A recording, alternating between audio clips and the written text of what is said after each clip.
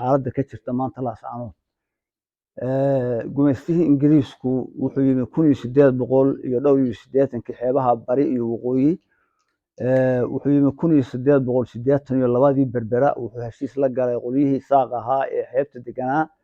wuxuu mar kale yimi laasqoray 1884 wuxuu la galay heshiis warsangeliga 70 oday baa ka shiray inay Talyaaniga raacaan ama Ingiriiska raacaan waxay doorteen Ingiriiskii oo ahaa quwaddii ugu weynaa adduunka xilligaas inay wax la qaybsadaan heshiisyada la galeen 25 qodob buu ka koobnaa inaanu isleefis ka qaadi karin baa ku jirtay inuu xuduudahooda ilaaliyo baa ku jirtay in maaragtay cid kale aan u soo gacan dhaafin deegaanka ayaa ku jirtay heshiiskaas wuxuu dhamaaday 1960kii intaa ka bacdi waxay xaq markale u yihiin warsangeligu inay doortaan cidda ay taxaaluf la sameynayaan ama meesha ay doonayaan inay raacaan gobolka Sool sayidka gacanta ku hayay xilligii isaaqu dagaalamayeen dad badan oo Soomaaliyeed baa isaaqa u fiidiyay oo u arkayay dad deegaanadooda doonaya inay hogaamiyaan laakiin wixii ay diidayeen maanta inay dadku sameeyaan oo xasuuqaan caruurta iyo maatada oo magaalada dumiyaan wax loo dul qaadan karo maaha baan leeyahay waxaan ku waaninayaa nimankaasi inay caqligu u shaqeeyo oo ay waxa ka waantoobaan oo deegaanadooda ay ku noqdaan gobolkaas oo loo ogolaado aayihiisa iyo waxa uu isagu doonayo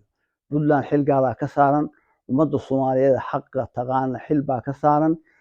dadka maatada ee la leynayo ee la barakicinayo qof kasta oo Soomaaliya oo wadaniga oo islaam xil baa ka saaran iyo caalamkaba waan u sheegaynaa waa in gobolka loo ogolaado waxa ay rabaan iyo deegaanada waqooyi bari maadaama aduu golay xukuumadda aad nagala joogtid runtii aad iyo aad ba arrinta hadda iimaan uu sheegay ay walwal iyo waxay noogu haysaa culays dad masaakiin oo waxba galabsan oo wax dhiba aan geysanin in lala dhaco shilka iyo suug xukuumaddii aad ka tirsanayd annagu waa ku dhaliilaynaa arrintaas waxba qarin mayno waa ku dhaliilaynaa horey baan tii ka horreysayna u dhaliilay laakiin anigu waxaan islahayn xoogaa tan tii hore waaba dhaamaysaa haddaydaan midaan wax ka qaban maantana runtii waxay noqonaysaa arrin ceebteeda iyo foolxumadeeda leh marka xukuumaddaadii annaga dhaliishaas waa dooga geynaysaa arrinta hadda iimaan aad uga hadlay oo ku saabsan dulmiga meesha ka socda anigu hadda maanta haddii dhulbahanta waxa isaaq dhulbahanta ku samayn lahaa wallaahi billaahi meesha hadda ka jooga inaanan dhulbahanta aqbaleen oo ogolaadeen inay isaaq waxa ku sameeyaan bal hadda dhegeyso marka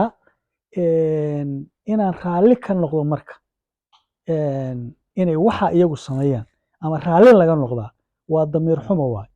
marka taa waxaan ku soo koobayaa walaalka u hiili baa la yidhi hadduu gar daran yahayna u hiili hadduu gar leeyahayna u hiili iyadana intaasaan ka leeyahay gar iyo gardarro waxay tahay waa caddahay dadka ha loo hiiliyo waxaad moodaa inay shafka dhulka ku dhufteen meelayan istaahilin tageen iska baabi'een damiirkii ka lumay maxaan kuu sheegay marka halala hadlo hala guubaabiyo oo meesha iska qaada hala yiraahdo wixii loo tari karana ha loo taro waxaan kale oo halkan tacsi uga dirayaa dadkii ku dhintay laascaanood iyo inta kale oo dhibaatadu haysato waxaan leenahay arrintaa waa ka xunnahay dad dalkoodii jooga ama deegaankoodii jooga ama iyagu go'aan gaaray inay wax samaystaan ama Soomaali noqdaan dad Soomaalidiidii inay ku duulaan oo xabad la dhacaan aad baan uga xunnaa waana wax laga xumaado waxaana leenahay arrintaasu meel kale ka socotaaya Somaliland ma aha arrintaasu shirki Jabuuti anagoo dhan runta sheegay shirki Jabuuti ka socotaa baan leenahay shirki Jabuuti lagu tagay oo raysanka lagu sameeyay ilaahay baa naga yaqaan marka ilaahay waxaanu ka barinay inuu ummadda xabadda ka qaboojo dhacdooyinka hadda ugu dambeeyey oo hadda ka dhacayay laascaanood oo Soomaali oo dhan oo xanuujisayna kolba hadda waa laygu soo leexiyay oo dowladda Puntland siyaasad bay ka leedahay